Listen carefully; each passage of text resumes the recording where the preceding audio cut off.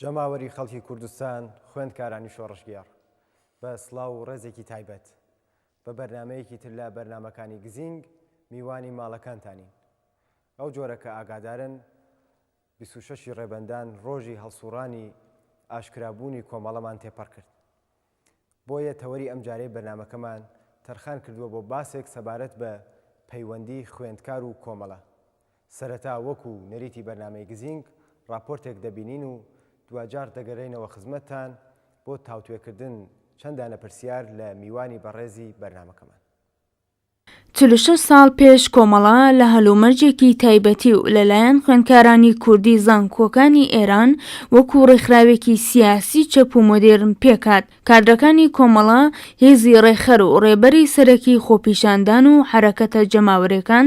لە کوردستان و لە سەردەمی شۆڕشی گەلانی ئێراندا بوون. دوای شۆڕشی 1357 هەتاویش بەداهێنەری کۆمەڵە بۆ یەکەمین جار ڕێکخراوە جەماوەرەکان لەوانە ڕێکخراوگەلی تایبەت بە ژنان، کرێکاران، خوێندکاران و قوتابیان و هەروەها ئەنجومەنە کولتوری و ئەدەبیەکان لە شار و ئاوایەکانی کوردستان بەرپاکرا. پێشەنگایەتی لە پێکێنانی ڕێکخراوە دیموکراتیەکانی ناسراو بە جەمعیەتیەکان لە شارەکانی کوردستان و بەرگری دەلیرانە لە جیهای دین و دەوڵەت و بەرگری لە مافی نەتەوەی گەلی چەوساوی کورد و هێتت ویان کردکە کۆمەڵە بە خێرایی وەکو حیزبێکی نوێخوازی کوردستان پێناسە بکرێت. کۆمەڵێک لە خوێندکارانی پێشووی کورد کە لەو کاتەدا سەرکردایەتی کۆمەڵیان واستۆ بوو، لەوانە کاک فواد مستەفا سوڵتانی چەندین نوێکاریان لە خەباتی هەخوازانی کوردستان پێکێنا کە گرنگیان هێنایە مەیدانی هێزی پێشمەرگەی ژن و خەباتی مەدەنی بە شێوەی چۆڵکردنی شارەکان، ڕێپێوانی پشتیوانی لە ناڕەزایەتە مەدەنیەکان لە چەندین شاری کوردستان و مانگرتن لە بەردەم هێزە چەکدارەکان و دامەزراوە حکومەکان بۆ بەداچوونی داخوازیەکانیان بوو. بەم شێوەیە بە دڵنیاییەوە دەتوانین بڵێن کە سەرکردایەتی ئەو کاتەی کۆمەڵە بە دامەزرێنەرانی خەباتی مەدەنی لە کوردستان بوون. کاک فارۆق بابامیری ئەندامی دەفتەری سیاسی کۆمەڵە و جێگری سکرتێری گشتی کۆمەڵە میوانی ئەم جارەی بەرنامەکەمانە. کاک فارۆق بەخێربێن بۆ بەرنامەی گزینگ. کاک فارۆق، ئەو جۆرە کە خەڵک بۆ خۆی ئاگادارە ڕۆژانێک تێپەڕەکەین کە کۆمەڵە ئیعلام مەوجودیەتی کرد، کۆمەڵە هەڵسوڕانی ئاشکرای خۆی ڕاگەیاند. ئەو جۆرەیش کە ئێمە بەڕەسیمان کردووە و ئەو جۆرەیش کە خەڵک ئاگادارن، ڕێخ ئەو کەسانەی کە بەردی بناخیان کۆمەڵەیان دامەرزان، ئەو کەسانەی کە دوجار بە هەستە ئەسڵیەکان کۆمەڵە و ملحەق بوون خوێندکار بوون. بەڕێزیشتان خوێندکار بوون و ئێستاش ئەندامی دەفتەری سیاسی کۆمەڵەن و لە هەموو کاتەکانی کۆمەڵا بوون. چ پەیوەندیەک لە نێوان خوێندکار و کۆمەڵەدا بوو؟ پێش هەموو شتێک جارێ بە سەری ڕێز و نەوازشدانە بۆ بنەماڵی هەموو شەهیدانی کۆمەڵە و هەموو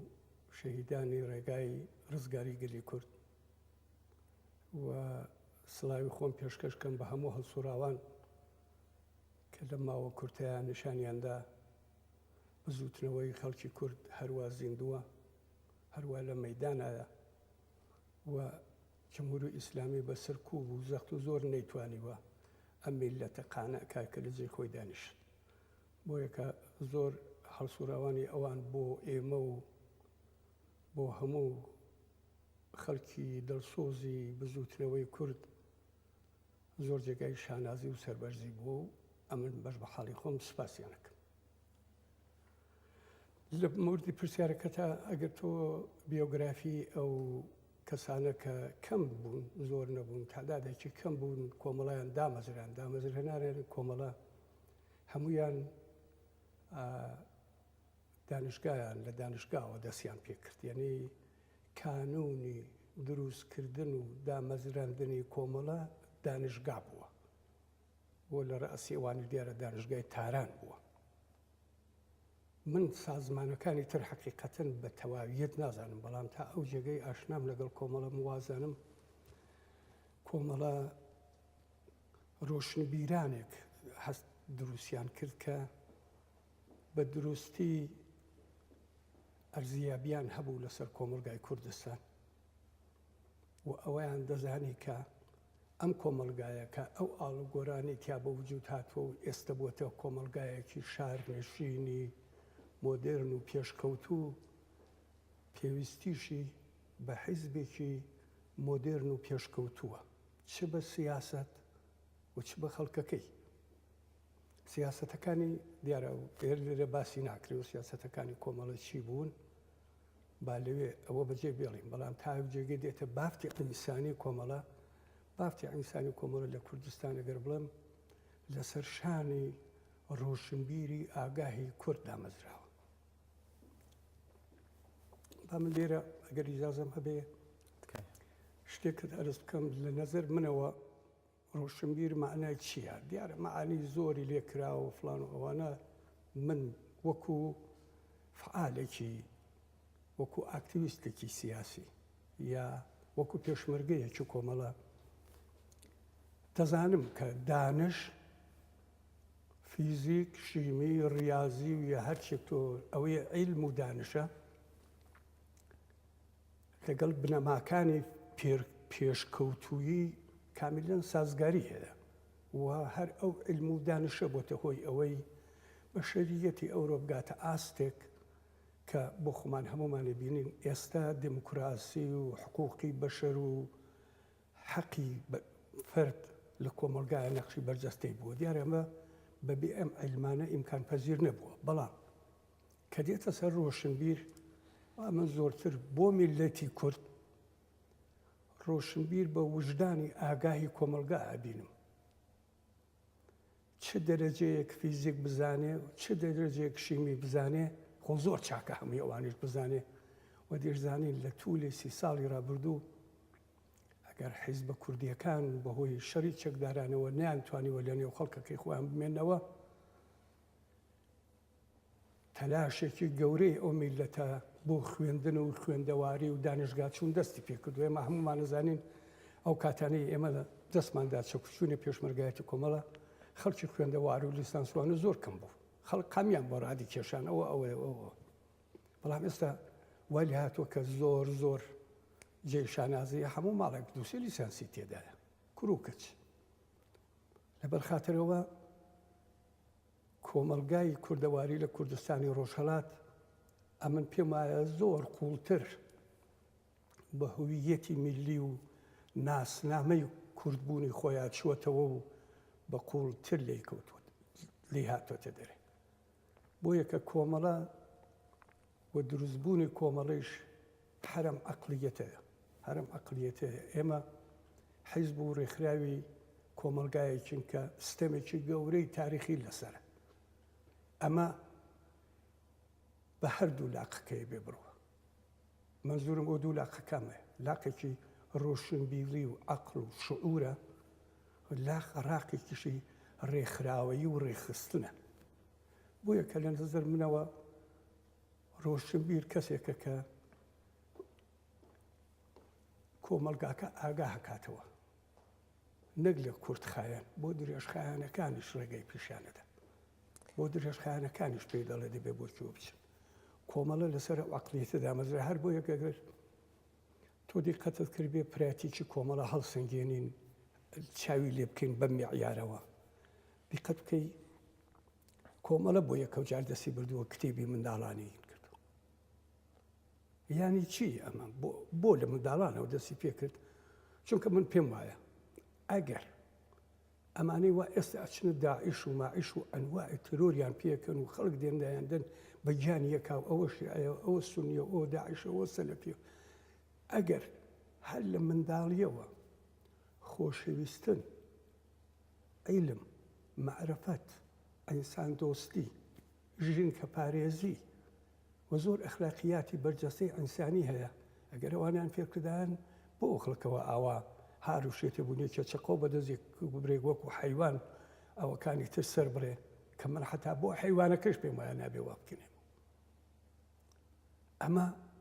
ئەگەر لە منداڵیەوە ئەو ئامۆزشانە درابین و لە منداڵیەوە وا بارپاتین، باوەڕ ناکەم ئەو خوشونەت و ئەو بێڕەحمیە کە ئێستا لە نێو کۆمەلگایەوە بە تایبەت لە ئێستای خاوەریمیانەدا ئاوار و داوەڕ و نەدەدا. بۆ یەکە ئامۆزش، فێرکردن و بارهێنان هەنگاوی ئەسڵی و ئەساسیە. با من ئەگەر ئیجازە بدەیت شتێک بۆ تەوزیح بدەم ئەویش ئەوەیە کە کاکە شاوە ئێمە بەشەر هەتا هاتووەتە سەرم کوڕی ئەرزە کاری کردووە شتی دروست کردووە لەم و لەو شتی وەرگرتووە بەرهەمهێنانی کردووە لەگەڵ ئەوەی بەرهەمهێنانی مادی کردووە بۆ بەڕێچوونی بەرهەمهێنانی فکریشی کردووە بۆ ڕەوشی ژیانیشی یعنی عەقڵی ئێمە شعوری ئێمە لە واقعی خۆی لە کۆمەلگاوە وەرەگیرێ کۆمەلگاکە لەکوێیە دەورانی فێئۆدالی بواە خەڵک عەقڵ و بیر و باوەری وا بوو کە مەسەلەن فەرزکەین یەکێک ئەگەر شوجاع بایە زۆر نێوبانگی دەرەکرد کدایانوت فڵان کە زۆر پیاوێکی ئازا بوو فڵان کەسی شتێ بوو یا ڕێز عەشایرەکان بوون یا سەلتەنەتەکان بوون یا سوڵتانەکان بوون بەڵام پێشمەرگەی کۆمەڵە زۆر بە سادەیە و زۆر بە ژیری ئەو خەڵکە زەحمەتکێشە هاتنە ریزی کۆمەڵەوە و شجاعەتێکیان لە خۆیان کرد ئەمن دەتوانم بە سەدان و هەزاران خەڵکت بۆ دۆزمەوە کە دەرەجەی شجاعەتی ئینسان بۆ مەرام و مەسلێکی خۆیان بردە ئاستێکی تر ئەمە معنای ئەوەیە کە لە دەورانی مۆدێرنە لە دەورانی ئەم سەردەمایە کە ئێمە لە ئاستێکی ترین لە بەرهەمهێنان و لە ئەمە شعور ئاگاهی عەقڵ نەقشی سەرەتایی و ئەوەلیەی هەیە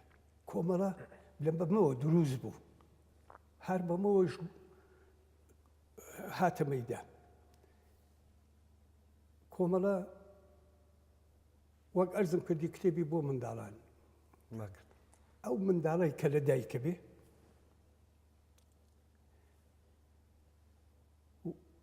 تا دێ شعور پەیدا ئەکا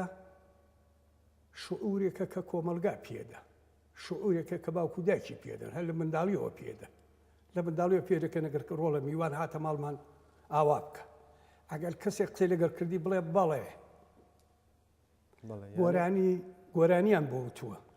مە مەزورم ئەوەیە گۆرانی فەرزەکەن لە ئاشپەزخانە دایکی ئاشپەزی کردووە گوێ لە گۆرانی ناسری ڕەزازی گرتووە ئەو بە گۆرانی ناسر و بە گۆرانی وێژی کورد و بە دایک و باوکی کورد و بە فەرهەنگی کوردەوە گەورە بووە یعنی پێشەوەی لە دایک بێ کۆمەلگا بۆی دیاری کردووە چۆنە بێ بیر بکاتەوە بمبەخشە لەبەر ئەوە کتێبی یەکەم کارێکە دەستی بۆ بر کۆمەڵە دەستی بر بۆ نووسینی کتێبی ئیبتیدایی منداڵان تا کەلاسی سێ لەبەرەوە ئەو خورافات و ئەو ڕەمزیاتە کە هێنابیان و تەزریقیان کرد بۆ نێو کۆمەلگا بۆ ئەوەی سبەینەیە کەڵکی لێوەرگرن هەر لەو خودی کۆمەلگاکە بیکەن بە لەشکری خۆیان وەک ئێستا دەیکەن بە ناوی داعش و سەلەفی گەریوە گیانی خەڵکی بەرەدەن نەهێڵێ ئەم خورافات و ڕەمز و ڕازە کە کەس نازانێت لە کوێن لاچە لە مێشکی و لەگەڵ ئەوە واقعیاتی کۆمەلگا کە عیبارەتە لە ئینسان لە خەڵک لە ئیحترام لە خۆشەویستی لە ژینگە و ژینگە پارێزی لە هەمووی ئەوانە فێر بێ بۆیە کۆمەلگا یعنی کۆمەڵە کە دەستی کرد بەکارکردن دەستی بردە سەر خاڵێکی ڕێشەیی و بناغەیی لە باری فەرهەنگیەوە کۆمەڵە لە گۆرانی و موسیقی و سرودەکان بۆ خۆت دەزانی کۆمەڵە مەیدانێکی گەورەی پێواوە لەوە ئاستەیە فەرهەنگێکی شۆڕژگێڕانە و لە هەمان کات ئینسانیانەی دامەزراندوە ئەوە داستانی خۆی هەیە جارێ ئەگەر بۆ بڕ داستانی تەئاترەکانت بۆ بڵم قسە زۆرە کاکە ئەگەر نازان مۆختەکەی تۆ چۆنە داستانی تەئاترەکانت بۆ بڵم پێشمەرگەی کۆمەڵە دەبوو چەکی لە شانیش بوو دەبوو تەئاترش بۆ خەڵک نمایش بدا لە دێهاتەکانە بۆ ئەوەی دەکرد ڕەنگە خەڵک پێیان وابێ و کاتانە کاکە تۆ چێکت پێ خەریک پێشمەرگایەتی بێ نا کۆمەڵە نەچوو بە چەکەوە خۆی بناسیێنێ کۆمەڵە بە بیر و باوەڕ و سیاسەتەکانیەوە بە ڕۆشنبیرەکەیەوە دەویست خۆی بناسیێنێ بە خەڵک و دەویست خەڵک لەگەڵ خۆی ئاگاکە هیچ دەستەیەک پێشمەرگەی کۆمەڵە نەبووە بەبێ مەسئولی سیاسی بێ ئەمە معنای ئەوە بوو ئەمە خەڵکە ئەچوونە نێو خەڵک دەبوو تەوزیحات بۆ خەڵک بدەن دەبوو ئەو شلانەی کە بۆتە فەرهەنگێکی دواکەوتووی لە مشکی خەڵکە حەول بدەن ئالتەرناتیڤێکی ڕۆشنیان بۆ بدەن بەبێ ئەوەی زەختیان بخەنە سەر بەبێ ئەوەی زۆریان بۆ بێنن چونکە بە قانعبوون و بە تێگەیشتن کۆمەڵە باوەڕی بەوەدا تۆ بە قانعبوون و تێگەیشتن ناتوانین ناتوانانی بە زەخت و زۆر ئیدە و مەرام و عەقیدەی خۆت بەسەر خەڵکادا بەزێنی لە جەمهوری ئیسلامی بە قووەتر نەبوو بە خۆی و ئیدئۆلۆژی و پاسدار و دەوڵەت و پوڵی نەفت و کەرەستێ و ماشێنێکی عەزیمی 37 ساڵە خستوەتە سەر کار خەڵقانە کاکە ئەو ڕێبازەی ئەو باشە واری بازە بەرکەی وا هەڵسی وا دانیشت بەڵام خەڵکی بۆ قانە نەبووە دوای 37 ساڵە گەر ئالان لە خەڵک گەڕێ بێنە خیابان خۆی دەزانێت چی لێیەکەن ئەمە ئاکامی ئەم ئەوەم فەریبیە ئاکامی ئەم خورافات بازیە هەر ئەوەندە بڕەکە لە دنیای متەمەدنی ئەوڕۆیە لەو زیاتر بڕناکە بۆ یەکە کۆمەڵە هەر لە ئەوەڵەوە کە دامەزرا لە کوردستان زۆر شعاری وا بوو بڕوات بێت لە کۆمەلگاکە کۆمەڵە ویستوەتی پیادەی کا بەڵام لەگەڵ خودی مانعی دواکەوتووی خودی کۆمەلگاکەی ڕوبەر بوو یەکێک لەوانە بەرابەری ژن و پیا بوو ئێمە کوتوە ژن و پیا بەرابەرن چونکە ئێمە ئینسان بە پێی ئینسان بوونی هەڵەسەنگێنین نە بە پێی جنسیەتی ئینسان بە پێی ئینسان بوونی هەڵەسەنگێنین نە بە پێی ڕەنگی پێستی نە بە پێی چوزانم لە پشت ئەو شاخە لەدایک بووە یا لەم شاخە لەدایک بووە لەو شارە لەدایک بووە یا لە شارێتە لەدایک بووە ئینسانە لە جەوهری فکری کۆمەڵەدا کە جێگای ڕێز و احترامە دیارە بۆ ئێمەوە کورد ئەو ئینسانە کوردانە مەسەلەیەکی گەوری و پرۆبلەمێکی گەوریان هەبووە کە ویستویان لێسەر خوانی لابن ویستویان ئازاد بن بۆ یەک مەسەلەی میلیشی کردووە بە مەسەلەی ئەساسی خۆی ئەگەر ئێمە دەڵێن کوردبوون و کوردایەتی دەبێت بزانین کوردایەتی بۆ ئێمە معنای ئەگەر تێکەڵاوی دیموکراسی نەبێ تێکەڵاو نەبێ لەگەڵ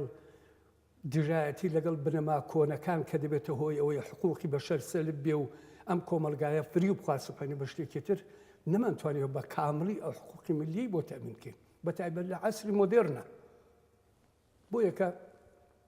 کۆمەڵە ئەگەر ئەرز بکەم یەکێک لە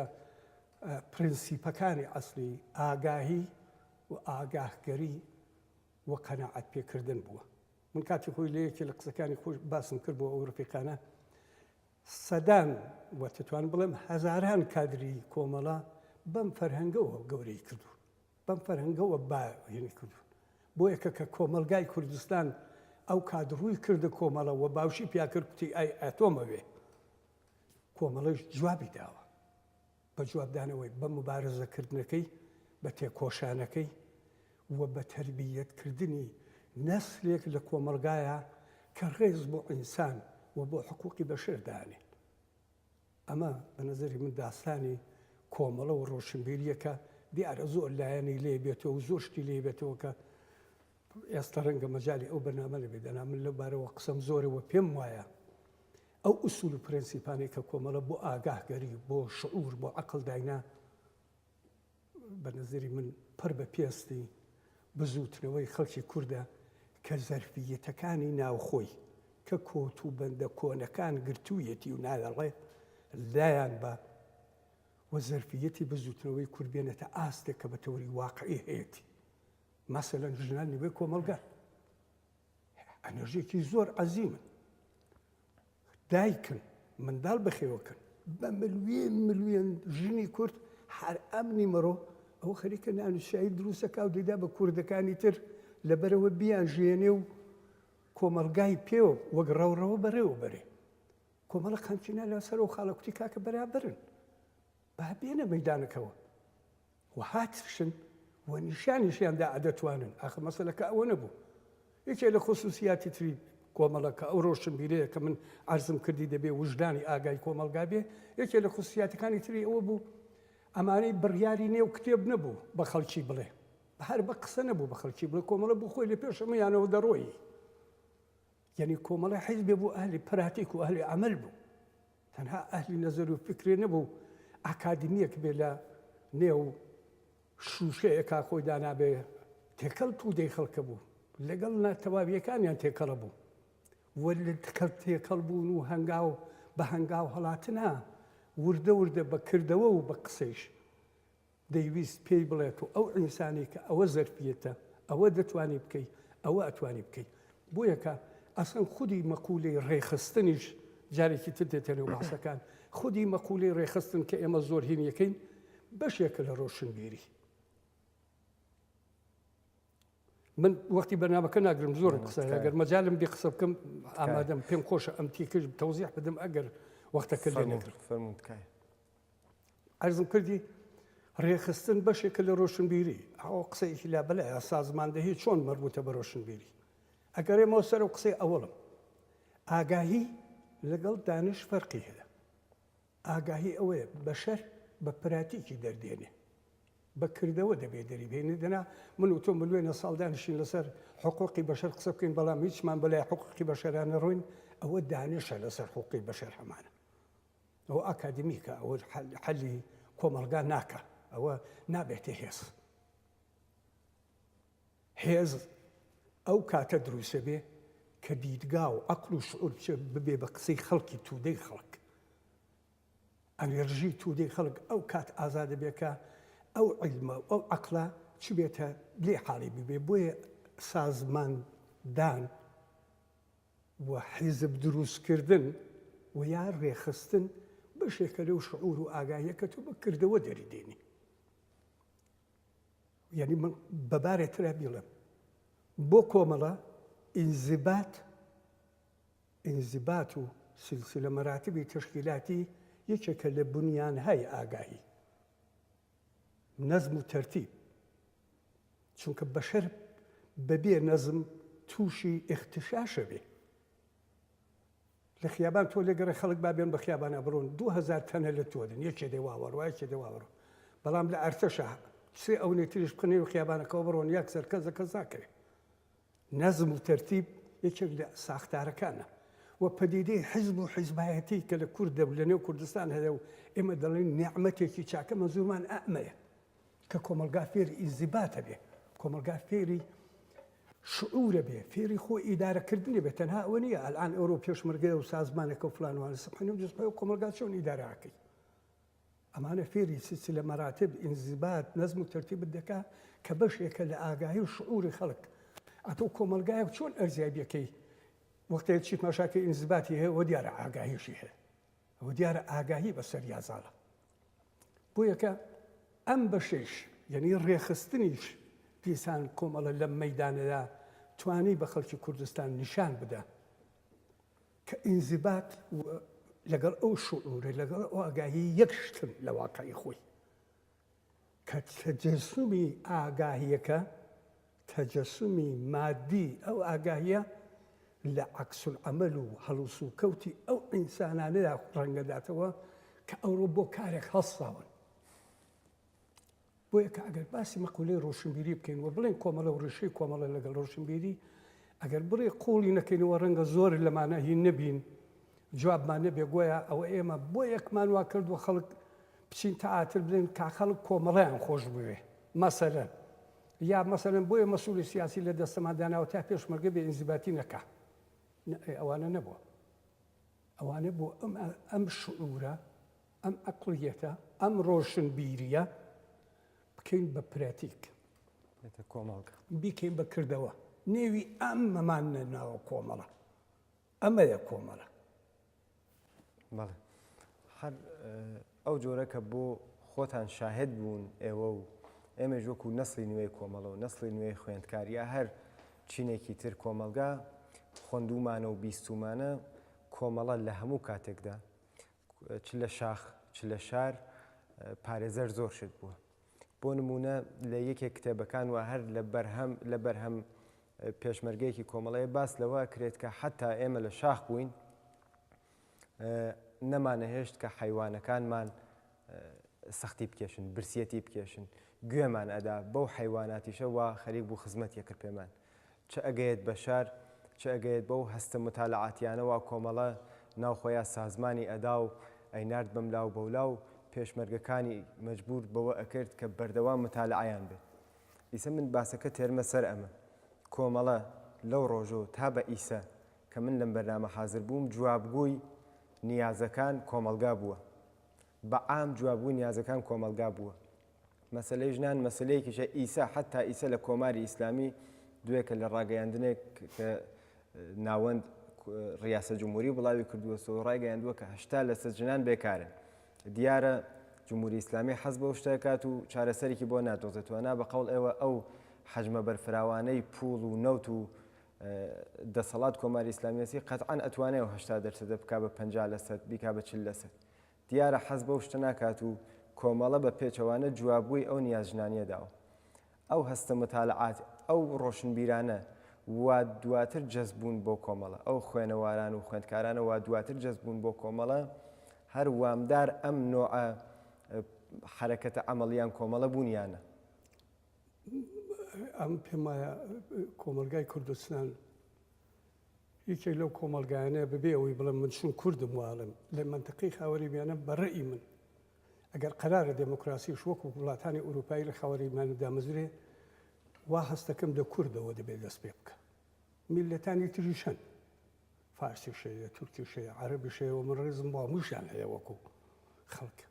بەڵام ئەلئان ئەگەر تۆ دیقەتت بێ لە کوردستانی عێراقا شعور و عەقڵی دموکراسی و ئەوە ئەلئانەکە لە خیابانەکانی سلێمانیە و هەولێری بینی کابرا بە کەیفی خۆی میکرۆفۆنی پێ و دەچێتە بەردەمی و پێ دەڵێ کاکە سەرۆک چاکە ئیستیعفا بدە، ئەزانم دەوڵەتە چاکە ئیستیعفا بدە، نە کەسەی گرێ و نە کەس لێدا و نە کەسەی کوژێ. بەڵام ئەمە تۆ تەنها ئەلم تیکایی بینی لە کوردستانە. خۆ تەنها ئەوە نیە ئێمە کوردین و داوای کوردایەتیەکەین و خەڵک مەسەلەن فەرزەکەین دەوڵەتەکان مخالفی ئێمە. ئەوە تەنها ئەوە نییە. یەکێکی تری قوهاڵانش ئەوەیە دامەزراندنی دموکراسی و ئازادی و یعنی ئازادکردنی کۆمەلگا لەو کۆت و بەندانێکە دەوڵەتە داگیرکەرەکان دانسپانوە بەسەریا و یەکێ لەوانە جمهوری ئیسلامی. ئەم ئاگاهیە دوژمنی گیانی ئەوە. پێی خۆش نیشتی وا بێ خەڵک بێن بە کەیفی خوان بێڵێنەوە نییە ڕسممە دەڵێ هەر کەس قسە بە ئیمان بڵێ و هەر کەس قسە بە نمایندەی مەجلیس بڵێ و جێکەی زیندانە.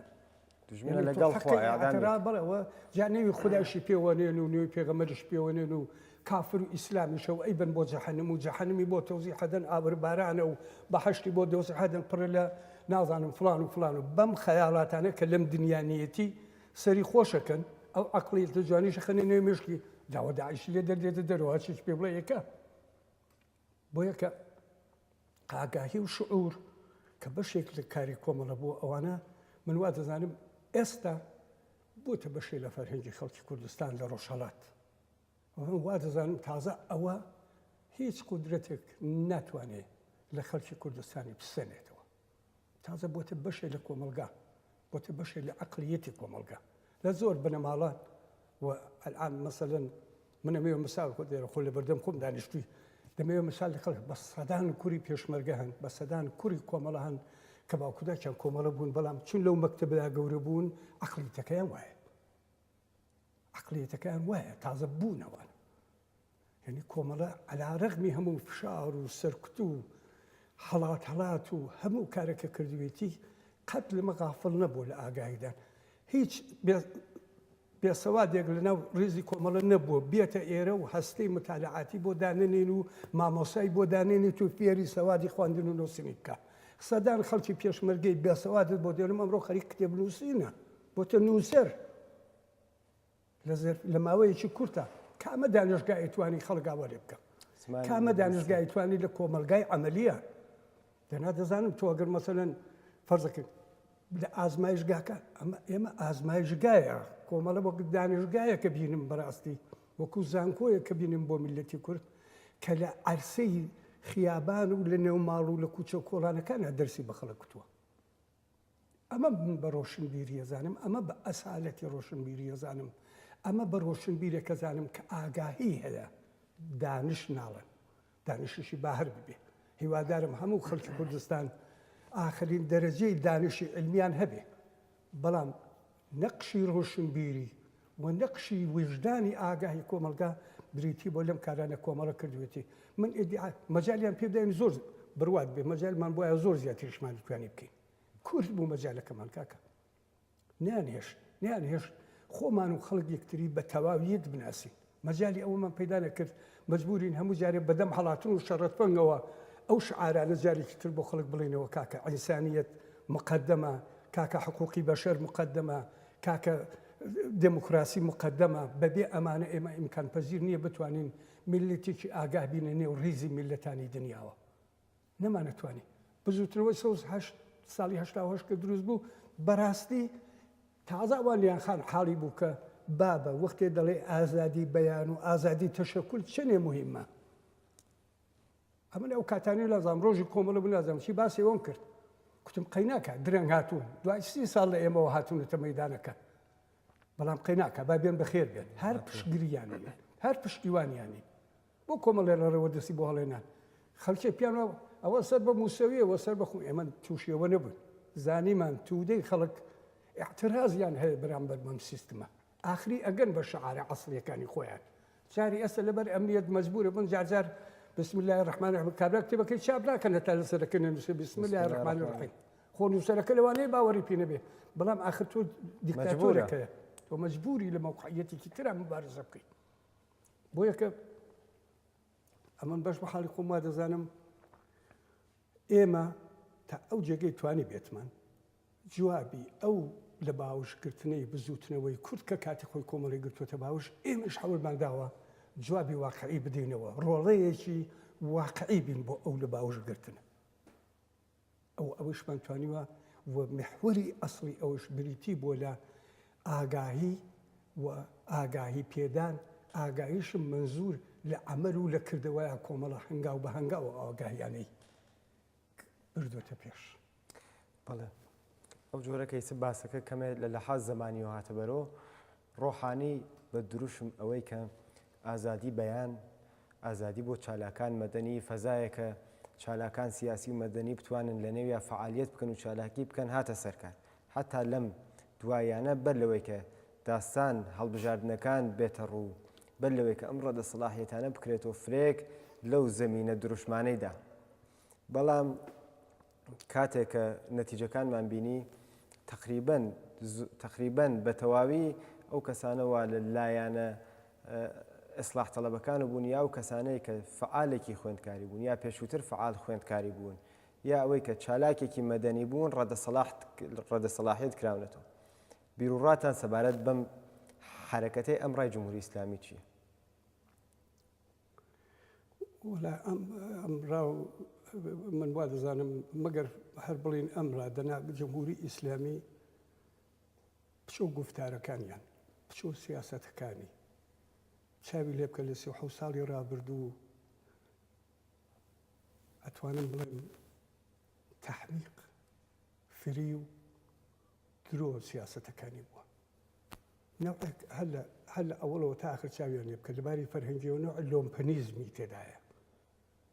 فەریبی تیاە خەڵک ئەوان فەریبی تێدایە بە گریان جاریوە هەیە خەڵقانەکەن جاریوە بگول لە خەڵقاناکەن ئەمە کولی کارنامەی ئەم ڕژیمەیە لەسەر کارە لەگەڵ کۆمەلگا و تەمەدونی ئەمڕۆی بەشەری ناخوێنێتەوە ئەوان لە واقعی خۆی ئێمە بە ئومەتە زانن و خۆشی ئیمام ئەوە دۆلوە گەڕانێڵ میلەتی ئێران چونکە دەستکەوتی مەبارزاتی 100 ساڵەی ئەخیری میلەتی ئێران و ئێران هێندە قوڵ بوونەیە توانی بەسەر ئەوانەیە بازدا دەنا من ئەم جمهوری ئیسلامی بە نەزەری من ئەوە لە پاکستان لە تالەبان هاتن سەرکاریتر لە تالەبان هاتن سەرکار ئەوەیان دەکرد و بۆیان بکرێت لە ئەوڵ و هاتن سەرکار ئەویان دەکرد وەک داعیش هەچی بەرەی چە بوو هەمویان گرت و هەمویان 2 دقیقە بۆمبارانە کرد ئەو لەر بە چەقۆ سەرێبڕێنەوەش بە پێش دقیقە خەڵخاڵیم ئیعدامی کرد و بەتانکە ئەوانیشیان خستە چاڵە قوڵکتشاڵەکان و گۆری دەستە جەمی ئەماژیان بر گۆری دەستە جەمیان بۆ دروستکردبوونیان نەبوو لە عەنەتابەت هەرەوە مێتۆ دەبوو هەرەوەشە بوو بەڵام لە مقابل میلەتێکی ئاگا هابوو گیریان کەوت بوو فرسەتیان گیر کەوت مەلا هاتن دەسەڵاتیان بەدەستەوە گرت کە بۆ خۆی عیلەتی زۆرە بەڵام نیانتوانین لە مقابل ئەم واقعیەتە انتخابات شتێ بە ناوی انتخابات نەکەن بەڵام انتخابات بۆ جمهوری ئیسلامی شعبەتبازیە انتخابات ئەس قەزا نییە بۆ جمهوری ئیسلامی چون هەر ئێستا هەر خۆیان ببێ مخالفینیشی هەر خەڵکی سەدی هەشتای خەڵکی ئێرانی مەحروم کردو لە انتخابات چونکە سەدی هەشتا ڕێی نادەن بەو ئەگەر لیان گەڕێ سەدی هەشتای مەحروم کردووە ئەو انتخاباتی تەحریم کردووە انتخاباتەکەی خۆیەوێ لەبەر خاترەوە ئەو قسانی کە دەکرێت لە نێو قاڵبی جمهوری ئیسلامیە بەعزێکیان ممکنە وریاتر و تەفسیرێکی نەرمتریان هەبێ وەکو خاتمی وەکو ڕۆحانی دەیا ئەوانیش هەردەیانەوێت نظام حفظ بکەن ئەوان شێرانوێ نظام حیفزکەنەمە بۆ حیفزی نظامە یەکێکیان پیوا دەبێ بە زەخت و زۆر و هەر وەک جاران سوار سەر هەر کەسێبی یەکیشان پیاوە کاکە ئەگەر بێت و وا بکەین بەرەو نابودی خۆمان نەڕوین فریا بکەوین بڕۆینە بەرجام لەوێ دروستکەین و لێرەش کارێ بکەین بڕێک فەزاکە ناتوانێت خۆ هەتا ڕۆژی مردن ئەوان بە فری بوو ئەوان فریبی بتوان ئەم کۆمەلگایە بەرەوە بەرن خۆشیان زانن ڕۆژی خەڵک بێتە خیابان هەزاران موشێکی هەبێ سوپای پاسداران وەک چوزانم وەک تۆزی وەک بای بەفری سرم لە بای با لە مقابل هێرشی خەڵک و توانایی خەڵکە ئەوە لە زمانی شایدیمان لە ئینقلاباتی تری دنیاە دینراوە هەمووی ئەو دیکتاتۆرانە هەتاکوونی ئەو جێگە ساغن کە قەلەشیان تێنێکەوە کە قەلەشیان تێکەوت بێ وێرانەیەک بەسەر خۆیانە. بەڵێ کاک فاروق من وەکو دوایین پرسیار لە بەڕێستان گەرێک بەکەمێ بگەڕێم و دواوتر ئێوە وەکو فرێک لە دامەزرێنەرەکان و ڕێبەرەکان کۆمەڵە ئێوە خوێندکار بوو دانشگاتان تەواو کرد دوایەوە مەدرەکێکی تایبەتتان کرد و ئەتان توانی ژیانێک هەر وەک زۆرێک لەو کەسانێک کە پەیوەست بوون بە کۆمەڵە و زۆرێک کە گیانیان لەدەستا مەعەلم بوون و زانستکایان تەواو کرد بوو ئێوە ئەتانتوانی ژیانێکتان بە دوور لە گیان لە دەستانی ڕەفێق و خانەوادە و دۆست و ڕەفێق و ئاشنا ببێت تاڵی نەکێشن ناو شەڕان نەبن بەڵام ئەم هەستە چی بوو ئەم ڕەوشە چی بوو کە ئێوەی تا بە ئێمڕۆ هاوردووە ئەمە باسی شخصی خۆمە بم بۆ یەکە هەندێک بە سەریح و ڕۆشن بۆ خەڵکی باس بکەم ئەویش ئەوەیە کە من وەختێک چوومە کۆمەڵە کارمەندی دەوڵەت بوو یعنی ژیانم هەبوو ماشێنم هەبوو ماڵم هەبوو هەموو ئەوانم تەجربە کرد و هەمووشم وەلا ناوە لەبەر خاترەوە من دانیشتوویەک نەبوو لە دانشگاوە بێمە دەرەچوو بێتمە نێو ئینقلاب نێو شۆڕش هەموو ژیانم هەبوو هەمووشتم هەبوو ئیمکاناتم زۆر بوو بەڵام ناتانە لاوە و بۆ لە هەمووم لاداوە چوومەتەرێوە بۆ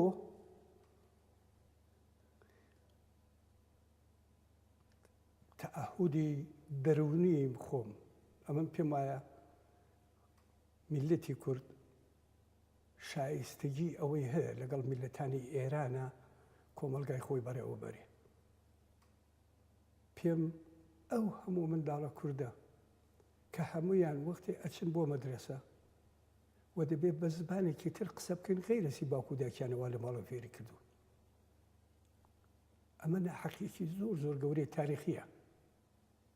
ئەو هەموو منداڵە بە ملیۆنان منداڵ هەموو ساڵێ سەبتی ناوەکەن ئەبێ بچن زبانێکی تر فێر بن کە نەدەزانن جۆکی پێبجێڕنەوە نەدەزانن پێی پێ بکەنن نەتەزانن نازانن چونکە دێتە ماڵەوە تەماشاکە باوکو داکی لەو قسە لەو ئەناکەوە خۆی لێ حاڵیە بێ مەجبورە بچێت زبانێکی تر فێر بێ ئەمە ناڕەوایە لە دنیای متەمەدنی ئەو سەردەمە لە زوڵم و زۆری دەورانی قەدیم و ئەوانە گەڕێ لە دنیای متەمەدنی ئەوڕۆ تۆ دیقەت کە ئەو منداڵە کوردی کە لە دەریای ئێژەخنکە وجدانی هەموو بەشەریەتی لە دنیاە هەڵچزان ئەوەیە جا من دیارە خۆڕەنگە زۆر هین نەبم زۆر بەڵام ئەو زوڵم و زۆرانم کە دەدیێم بوو بۆ ئێمە لە خەڵک ناتەواوترین لە دانشگا ئەمە بۆ شاگردەوەڵ بوون زۆرێک لەم ڕفیقانە من ئەم باوت بەداوە دکتۆر جعفەر شەید بووێنێ چێ لە باشترین شاگردانی دانشگا بۆ هەموو کەس زۆرێکمانە شەید حەماسین ئەوانە بێجگە لە ئەوەی دانیشتجو و دانشگا و خوێندکاری دانشگا بوون شاگردەکان ممتازیش بوون ئاخر کاکە من سەوادەکە لە تۆ زیاترم وەنیە بە کارەکە و هەڵسوورانەکەم لە تۆ پڕکارتر چی دەلیلە چونکە تۆ لە جێگایەتر لە دایک بی و بە زمانی تر قساکەی منە ببێم خزمەت بە تۆ بکەم بۆ ئەخ وەک تۆوە بم ئەگەر من تەوەقعی زۆرترم نییە باوەک تۆوە بۆ یەکە کۆمەڵە ئەبێ بچینەوە سەر ئەو جەوهەرە بەڕاستی وەختێ باسی کۆمەلگای ئێرانەکەین دەڵێن بابە یەک سێکۆلاریزم یعنی ناتوانێ مەزهەب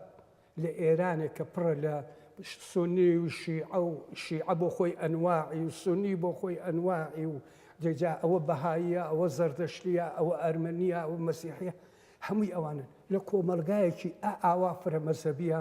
مەزهەب نابێ یەکی هیچ کامێکیان نابێ بە کچۆخە ئەویتریان بکەین هیچ کامیان نابێ بە سەر ئەویتریانە فەزلی هەبێ ئەمە معنای سێکۆلاریزمە کە لە کۆمەلگا لەباری میلێوە ئەو دەیا جۆرە میلەتی تایە کە کەلیان گەرەبا بە فیدرالی پێکەوە لە فیدراسیۆنێکی گەورەیە وەکو ئێران بژین ئیمپراتوری نەک لە شکلی ئیمپراتوری لە شێوە شکلی ئیمپراتوری لە ئێران هەبووە هەموو وڵاتانی گەورەی دنیاوا بوون ئێران بخۆی ئیمپراتوریە بووە وڵاتکە خۆمان ئیدارێکرد خۆوان بەڕێوە بەرین بەڵام شەریکیشە بم لە مرکزەکە ئەمە بۆ دەبێ وەزیری کوردم نەبێ بۆ دەبێ وەزیری ژرم نەبێ بۆ دەبێ فلانم نەبێ ئەخر ئەوە فیدرالیزمەکەیش ئەمە سێکولارەکەی ئەمەش فیدرالیزمەکەی بۆ جوابدانەوە بەم تەنەوە ئاتانە یەکێکی ترکە ئەمێنێتەوە عیبارەتە لە ئازادی ئەوش بە عنوانی پلۆرالیزم ئێمە ناومان بردووە بۆ یەکەم پێم وایە ئەم سێکۆڵەکەی ئەسڵی بنەمایی داهاتووی ساختاری ئێران ئەگەر ببێ ئەو کاتەدا ئێران تووشی شەڕ و قڕە لە داهاتوانە بێدەنا مادام تۆ حقوقی مسلمانەکان و مەسەبیەکان ئەنواعیان بپارێزی ناحقوقی خەڵکەکان بپارێزی بێگومان ئەو کەسانەکە لافی دیموکراسیش لێ بدەن ناتوانن دیموکرات بن چونکە شەڕمان بۆ بەجێ دێڵنەوە جارێکی تر چونکە قەتڵ و کوشتارمان بۆ بەجێ دێڵنەوە جارێتر ئەم شعارانەی کە کۆمەڵە داوێتی سێکۆلاریزم پلۆرالیزم فێدرالیزم توانیوێتی جواب بداتەوە بەو ساختارە بەڕێوە بردنە بەو قانونە ئەساسیە کە سپانی کۆمەلگای ئێران دەبێ هەمومان هەمان بێ کاک فاروق دەستخۆشیتان لە یەکەین تەشریفتان ئاورد بۆ ئستودیۆی ئیمڕۆ توانیمان بەرحاڵ باسێک تاوتوێ بکەین و جارێکی تر 26 ڕەبەندانیش لێەوە پیرۆز لە تۆش پیرۆز بێ و سپاس دەکەم بۆ ئەوماوەی شۆ مەجارەی بەم نیشتاندا ئەم قسانەکە بینەرانی بەڕێز بەم جۆرە گەیشتینە کۆتایی ئەم بەرنامەی گزینگ هیوادارین کە لە بەرنامەکانی داهاتوو بتوانین باشتر لەسەر ئەم مەسەلە تاوتوێ بکەین جارێکی تر 26 ڕەبەندان ڕۆژی کۆمەڵە لە ئێوەیش پیرۆز بێت تا بەرنامەیەکی تر و گزینگێکی تر کات و ساتێکی